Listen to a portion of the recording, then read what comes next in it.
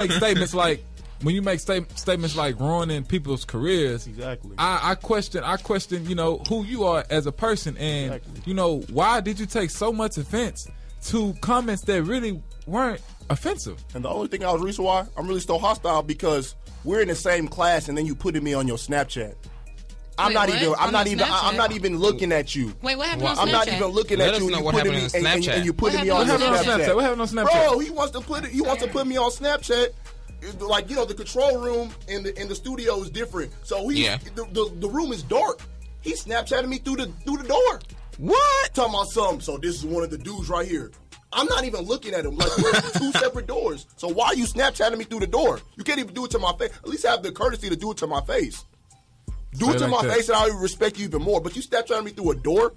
Come on, man. Straight like this. So, moving on. We ain't gonna give you that much time, bro. We ain't gonna give you that much time. All right, and that was Easy's rant. Let's work on this. One must go. Akil, what you got on the list today? Well, you know, we've been doing one must go for like the last two shows. It's getting a little buzz. So, you know, it's a fun little game we always play. But it's going to be a sports edition because, you know, the men's won the regular season swag title. So, power off, yes, power is off. So we want to do the basketball edition. One must go. They never existed on this team this season. You got Derek Griffin, which I think should stay. Chris Thomas. You can't give your opinion yet. No. Chris Thomas, David Blanks, and Jose Rodriguez. What's the first one? Derek Griffin. Okay. Go down this again. Go down this one. So you got Chris Thomas, plays the wing, averaged like at least 15 points per game this season. You have David Blanks, you know, starting point guard. You know, Gills graduated last year, starting point guard. Jose, 6-man, averaging 12 off the bench. So each one has an impact on this team. Exactly. That's the reason why they win. No, they all starters too, right? Yeah. No. Jose off the bench. Man. So I say Jose the 6-man? Yeah, Jose the 6-man. So he comes in relief for Orlando Coleman at times. So one of them never existed on this team. Like, each has a big impact because if you don't have Blanks, you don't have no point guard because you got Brian Kerr, that's a freshman. Right. You have Chris Thomas. You take him out, you have no wing scorer that can get to the goal at times and come clutch in big moments. Right. You don't have Derek Griffin.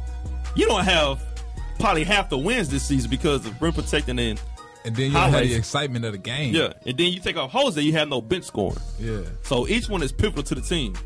Ooh. So you know what? I'll take off Jose, and I'll say this because there are other bench players that come in and they do their thing. They got, I think have as many points as Jose though. Not necessarily, but they got two other people that together make up the point. Yeah, remember they don't run a deep team. They only run like 7 deep. So off the bench is really only Jose and Brian Kerr. That's a freshman. So you take off Jose, you just have a 6-man rotation. So who can you really take off the bench? Okay, that's easy. I mean, so you're going to go with Jose. I'm going to go with Jose. You go with Jose. All right, easy. Yeah, I was like, you know, Jose, you know, you my boy, you know, but I got to go with Jose too. Because, you know, where I see it, like, you can't take away Blanks because he's the signal caller. Derek Griffin, he's your rim protector.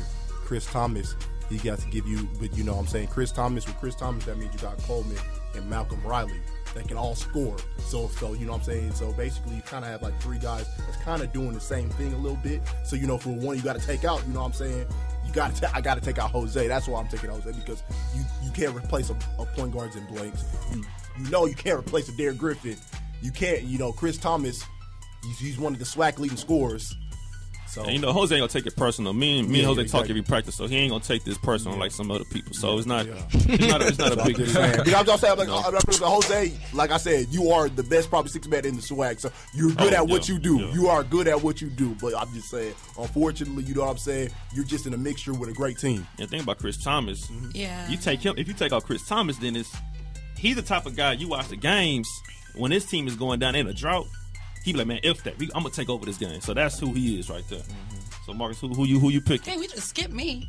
Damo, who would you leave out, Damo? To be honest, I'll probably leave out Chris Thomas. I understand what Akil is saying, but at the same time, Jose is a really great 6-man, and you kind of just said that Coleman and Malcolm Riley kind of do the same thing. Yeah. But Chris Thomas does have a good drive, but I'm happy he is here. So. Man, that's kind of tough for me, only because point guard position, you know, you don't win basketball games without your point guard. Mm-hmm. Chris Thomas is the go-to. D. Griff, it's D. Griff. Mm-hmm. Jose, he comes off the bench, and, man, bench points are big, but just when you're starting five can do so much. Exactly. At times, you don't need your, not to say you don't need your bench. Don't take it out of context, not to say you don't need your bench. But when the starting five is already outscoring the team by 20 points. But I got a question. I mean, at this point, we're just... But I have a question. If it's a role reversals and you put Chris Thomas as a sixth man and Jose as a starter, is it still the same? Ooh. Somebody, you had Jose starting, had Chris Thomas on the bench. Who got to go? Yeah.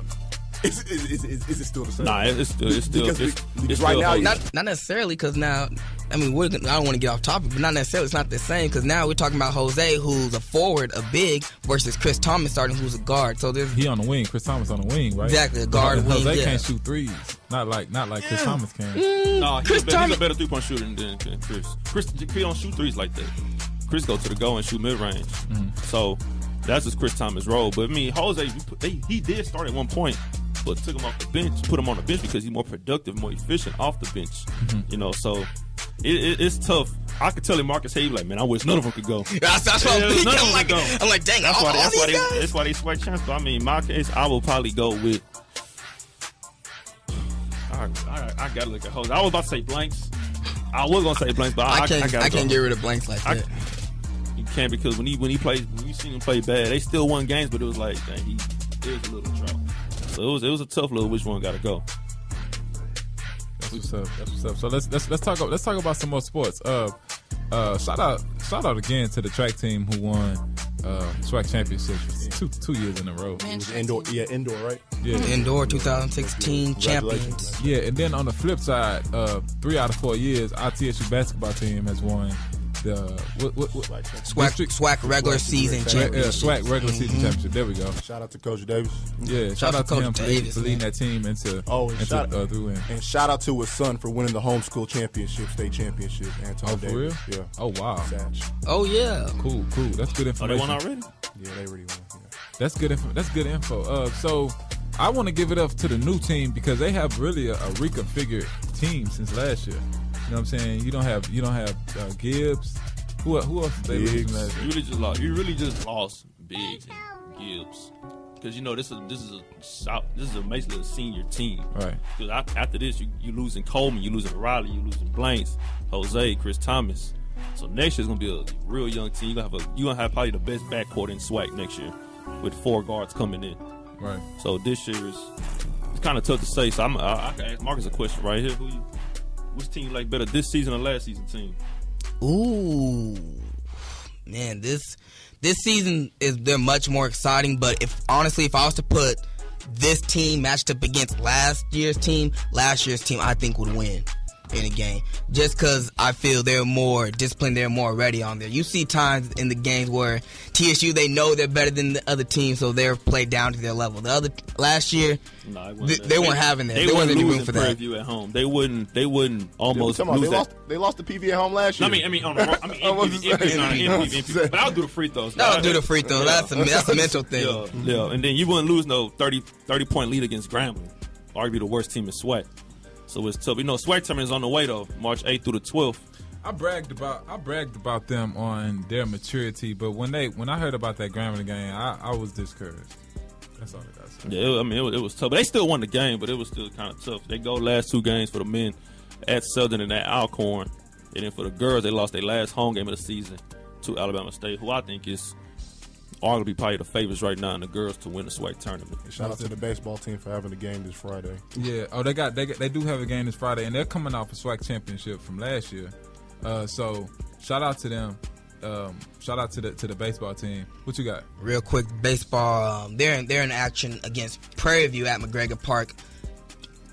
Ooh. First pitch is actually on Thursday, and they have a series all the way until Sunday. Right. So if y'all not doing anything this weekend, TSU baseball it is. They're gonna retire retirement ceremony for a jersey of Coach Candy Robinson. Okay. Yes, sir. March 6th.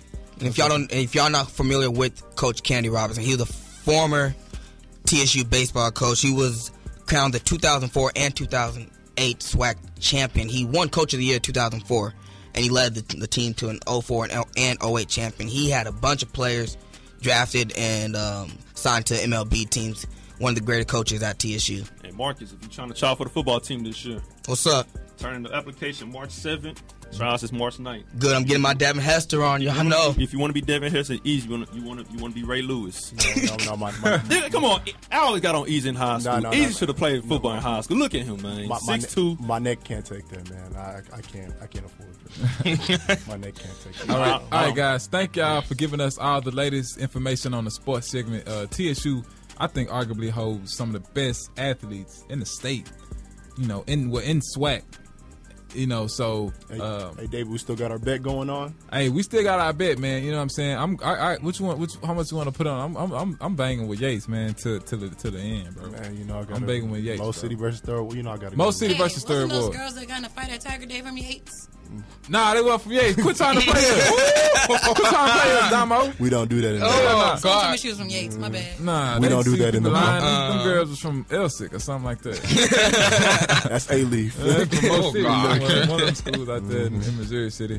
So y'all, check. So that's one of the big rivalries going around in the city. Third Ward versus Mo City.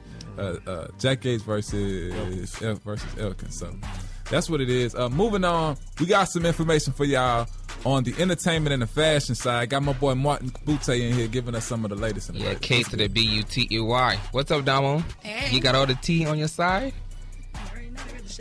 Oh, good. Okay, so we are actually talking about the Oscars. Last weekend was just awesome. Like, I know a lot of people watched it, but I just have one big problem. Stacey Dash. I knew it.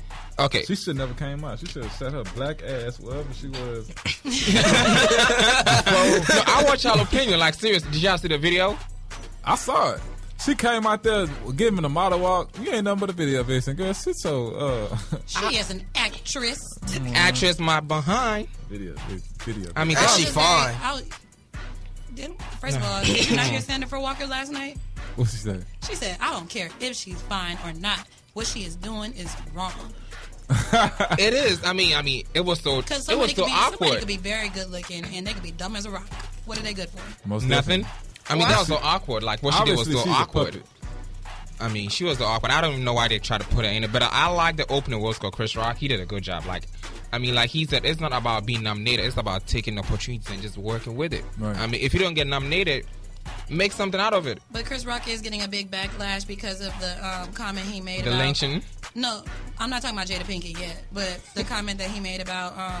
Because, you know, at the Oscars, they always pay homage to people who died. So he said, instead of paying homage to entertainers and actors, how about we pay homage to the black people who get killed by police on their way to the movie theaters? He said that on live television, and it was like, people were just looking like, they don't know what to say. But then they want to clap when he said that Jada and Will are, like Jada and Will rallying against the Oscars is like me rallying against Rihanna's panties. Somewhere that where was I wasn't invited. Yeah. That was, but like one thing he said I think was very important. Like he said, take opportunity, because I don't know if you guys watched the two boys who actually came on stage, gave an award, the little small boy and the dark boy. Y'all didn't watch that part? No. And Chris Brock actually brought him the box to stand on. Oh no, I didn't. Y'all need to go back and watch. But one thing you guys didn't realize, like it was the black boy and the white boy. Actually, the black boy is actually from Ghana. He has never acted in his life. He has never been in a movie, and Beast of No Nation was his first movie.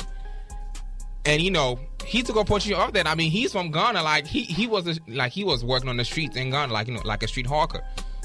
And he got an opportunity, the chance to be in a movie. And now look at where he's at now. I've been trying to do media for the last how many years now? I've never been to the Oscars. So like he said, I believe, you know, take opportunity of what you get, you know, make it work, you know. But now, what about Leonardo DiCaprio getting his first Oscar? We need to clap for him. Like, that was just like that is all his life. That this is his first Oscar. I know. I think I want to do this for him all my life. But you know, somebody tried to be like, oh, well, you know, this actor wasn't nominated, and this act, like they were trying to say that he didn't really have that much stiff competition this year. Well, he still won. I believe he deserved one. I believe he deserves one, but I don't like how people are saying he only got Titanic, one. Yeah, and for the Django Unchained, like, and for Wall Street. Yeah, like, I thought all those some of the top. The Wolf on Wall Street, that was my movie. That was great. Yeah, it had me reevaluate my whole major and everything. I know this track is gonna keep you thinking. And The Great Gatsby, like, come on now. He but did. I just don't like how people are trying to take it away from him for the simple fact that, like, he only won because he didn't have stiff competition. But let's move on from that. Who was your favorite fashion when it came to the Oscars? Ooh, I'll give it to Chris Rock for his outfit. Fashion? Yeah, for the guys like Chris Rock. I mean, I'll wear that.